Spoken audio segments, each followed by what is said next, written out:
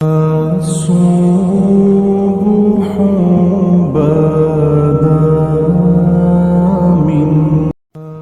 اسرائیل میں ایک شخص تھا، اسے اللہ کریم نے بڑی لمبی عمر عطا فرمائی تھی، 200 سال کی عمر، مگر افسوس اس نے اس لمبی عمر سے فائدہ نہیں اٹھایا۔ ساری عمر اس نے گناہ کرنے، نافرمانی کرنے میں گزار دی۔ اب اس کا انتقال ہو گیا۔ پورے محلے میں اس کی برائی، بدکاری جو کہ سب لوگوں کو پہلے سے معلوم تھی۔ وہ کہتے ہیں نا، خس کم جہاں پاک۔ لوگوں نے سوچا کیا اسے غسل دیں، کیا اس کی نماز جنازہ پڑھائیں، اس سے اچھا ہے اس کو گندے نالے میں پھینک دیتے ہیں۔ اسے دفن تک نہیں کیا گیا۔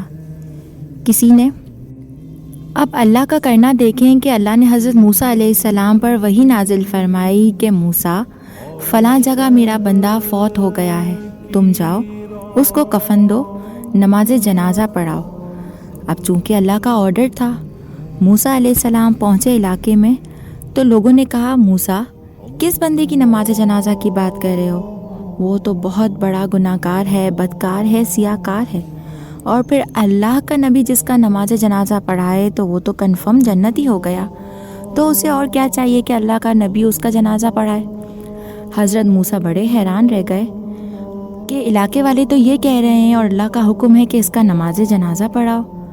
اب حضرت موسیٰ چونکہ کلیم اللہ تھے، اللہ سے بات کیا کرتے تھے، اللہ سے جا کر کہا کہ اے اللہ، تیرا حکم ہے کہ نماز جنازہ پڑھاؤ، لیکن لوگ تو کہہ رہے ہیں کہ یہ بہت گناہ گار ہے، 200 سال تک اس نے گناہ کیے ہیں۔ اللہ نے فرمایا، موسیٰ، بنی اسرائیل کے لوگ صحیح کہہ رہے ہیں، یہ بہت گناہ گار ہے، سیاہ کار ہے، بدکار ہے۔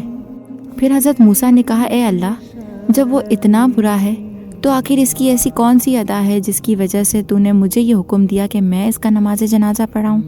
اللہ نے فرمایا، اے موسیٰ، جب جب یہ بندہ تورات شریف کو کھولتا تھا اور جب جب میرے محبوب کا نام آتا تھا محمد صلی اللہ علیہ وسلم، تو وہ اسے چومتا تھا، اسے آنکھوں پر لگاتا تھا اور درود پاک پڑھتا تھا۔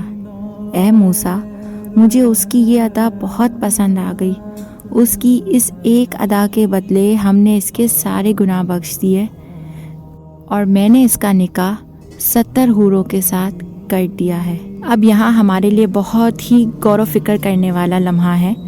اکثر ہم کسی پر بھی فتویٰ لگا دیتے ہیں کہ فلاں بندہ دوزخی ہے، فلاں بندہ گناہ گار ہے، سیاہ کار ہے، بدکار ہے، لیکن ہم نہیں جانتے کہ اس کی ایسی کون سی ادا ہے جو رب تعالیٰ کو پسند آ جائے اور اس کی اس نیکی کے صدقے اللہ اسے جو ہے جنت عطا کر دے۔